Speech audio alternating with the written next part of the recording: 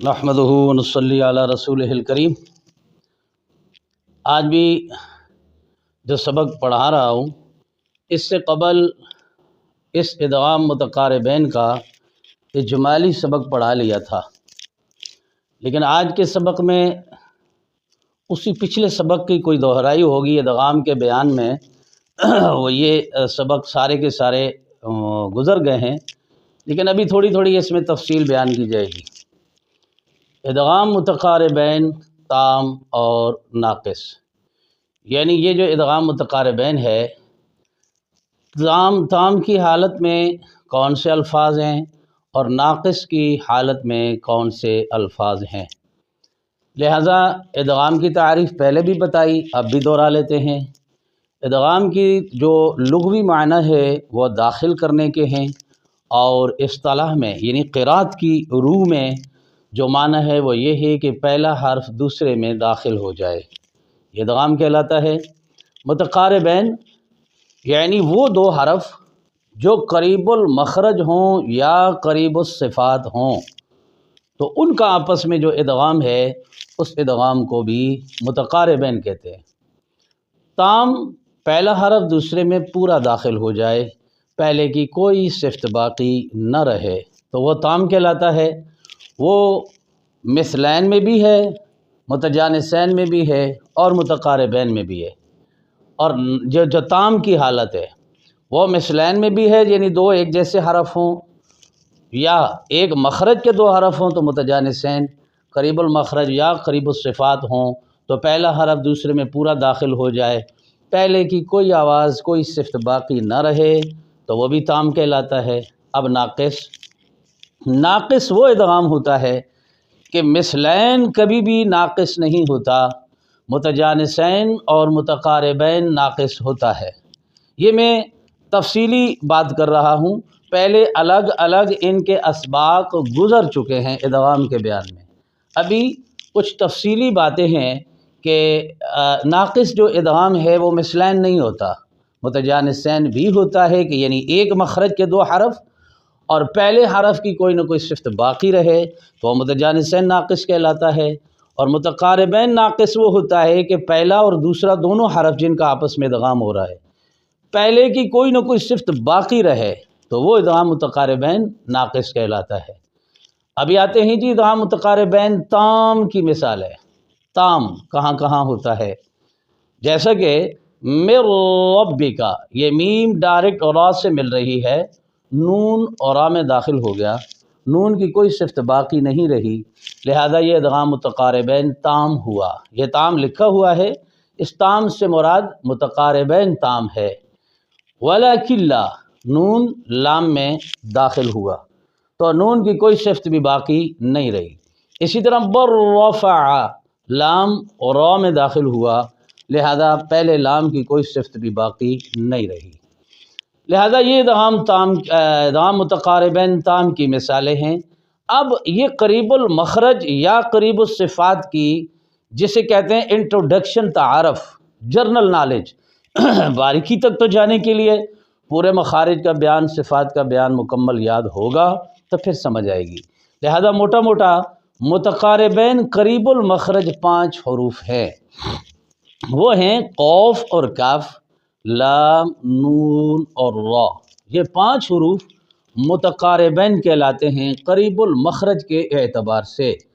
ان کا آپس میں جہاں کہیں ادغام ہو وہ ادغام متقاربین قریب المخرج کی صورت میں ہوگا۔ مثال کے طور پر جیسے یہاں نون کا را میں ادغام ہوا تو میں نے بتایا تھا لام نون را یہ قریب المخرج ہے، لہذا من ربک کا نون اور را قرب کی وجہ سے ان کا ادغام ہوا ہے، لہذا متقاربین ہوا۔ ولکن لا، نون ساکن کے بعد یہ جہاں نون ساکن کی بات آئے گی نا وہاں تنوین کی بات بھی ہوگی، کیونکہ نون ساکن ہی کی آواز تنوین بھی دیتی ہے، لہذا جہاں کہیں تنوین کے بعد یہ حروف آئیں گے پھر بھی ادغام متقاربین ہی ہوگا۔ تو ولکن لا، نون اور لام یہ قریب المخرج ہیں، اسی طرح برفع، لام اور را قریب المخرج ہیں، ان کا آپس میں ادغام متقاربین تام ہوا۔ اب یہ آگے آ رہے ہیں اور بھی کلمات جو قریب المخرج اور اس کے علاوہ قریب الصفات ہیں،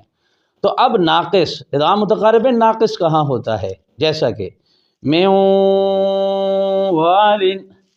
اب نون ساکن کے بعد واو آیا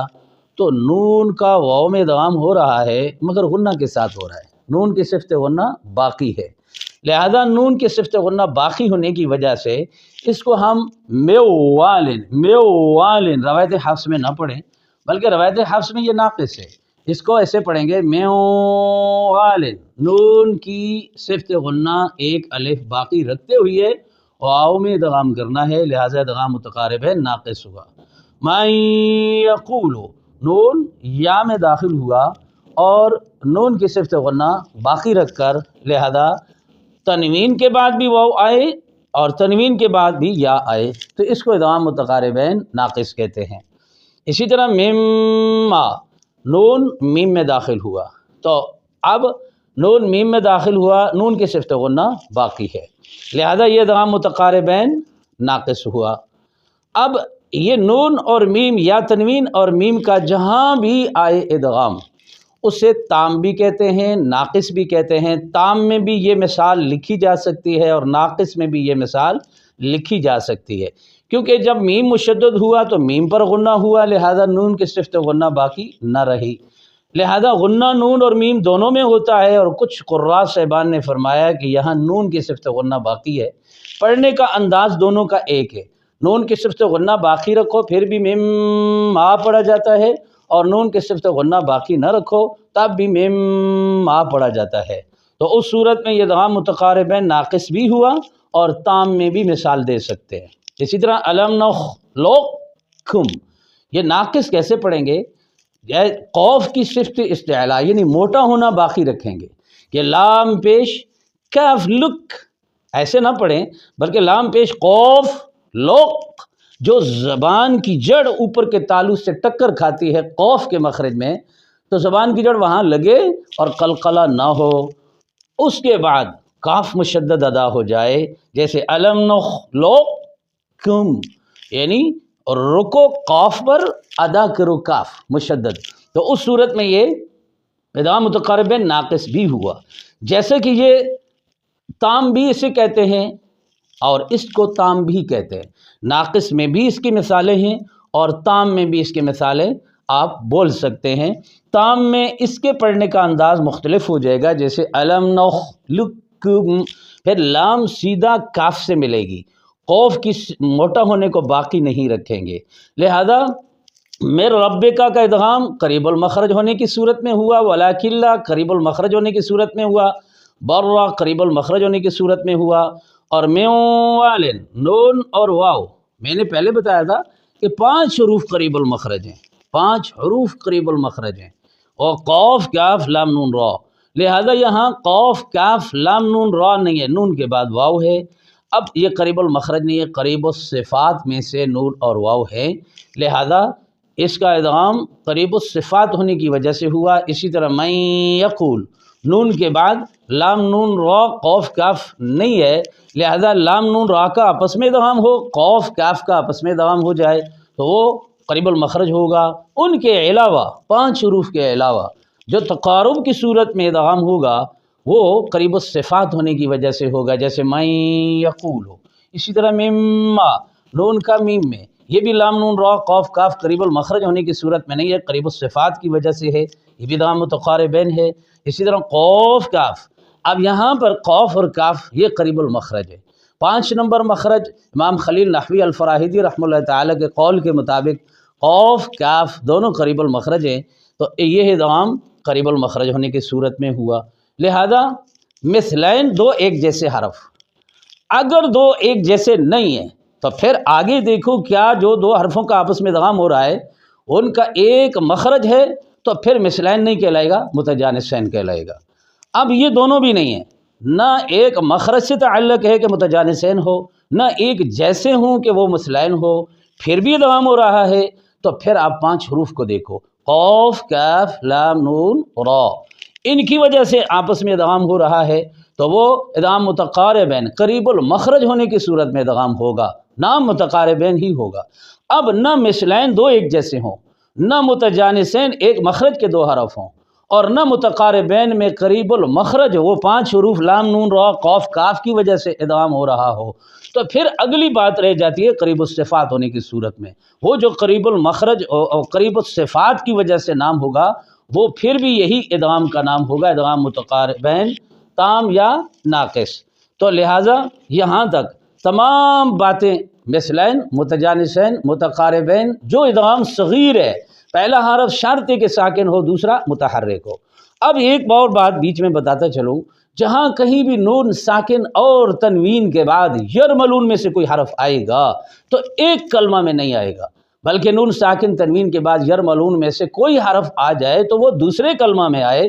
نون ساکن اور تنوین ایک کلمہ کے آخر میں ہو اور اگلے کلمہ کے شروع میں یرملون میں سے کوئی حرف ہو، تو یہ نون ساکن تنوین کے ادغام کی شرط ہے۔ باقی تو ایک کلمہ میں بھی ہوتے ہیں، 2 کلمہ میں بھی ہوتے ہیں، لہذا نون ساکن تنوین کے بعد یرملون میں سے کوئی حرف ہو تو دوسرے کلمہ میں ہو۔ اگر ایک کلمہ میں آ جائے جیسے دنیا، قنوان، صنوان، بنیان، ان سب میں نون ساکن کے بعد کہیں یا ہے کہیں واو ہے مگر کلمہ ایک ہے، تو ادغام نہیں ہوگا، بلکہ ادغام ہوگا دوسرے 2 کلموں میں ہوں گے، تو یہ اس کے لیے شرط ہے۔ ادغام متقاربین سب کے لیے نہیں، بلکہ میں نے کیا کہا، جو شروع میں ہم نے پڑھا تھا نون ساکن تنوین کے 2 ادغام بلا غنہ مع الغنہ، ان کا بلا غنہ کا نام ادغام متقاربین تام ہے، اور نہ وہ جہاں ینمو میں سے کوئی حرف آئے گا تو ان میں سے جو 2-3 حرف ہے وہ ادغام متقاربین ناقص کہلائیں گے، کیونکہ ان کا پہلا حرف ساکن ہوگا، لہذا نون ساکن تنوین کے بعد یرملون میں سے کوئی حرف آئے تو وہ 2 کلموں کی صورت میں ادغام ہوگا، ایک کلمہ میں نہیں ہوگا۔ ایک کلمہ میں اگر نون ساکن تنوین کے بعد یرملون میں سے کوئی حرف آ جائے تو وہ ادغام نہیں ہوگا، اظہار ہوگا، جیسے میں نے آپ کو بتایا بنیان، قنوان، صنوان۔ تو اسی طرح کچھ مقامات پر چیزیں قریب المخرج ہوں گی یا قریب الصفات ہوں گی مگر ادغام نہیں ہوگا، وہ تجانس کہلائیں، مثلین کہلائیں یا متقاربین کہلائیں۔ جیسے اس کے لیے میں نے لفظ لکھا موانع۔ موانع کا معنی ہوتا ہے جہاں ادغام نہ ہو رہا ہو، پہلا حرف دوسرے میں داخل ہونے سے روکو، داخل نہ کرو، جیسے سبح ہو۔ اب دیکھیے ہا کے بعد ہا ہے، اب ایک مخرج ہا کے بعد عین ہے، مخرج تو ایک ہے، لہذا یہ اگلے مخرج میں ہا ہے، لہذا حلق کی صورت میں یہ قریب الحلق ہے، حلق کے قریب ہیں، لہذا ہا کا مخرج ہے وسط حلق اور ہا کا مخرج ہے اقصی حلق، لہذا یہ حروف حلقی میں ان کا قرب ہے مگر ادغام نہیں ہے، لہذا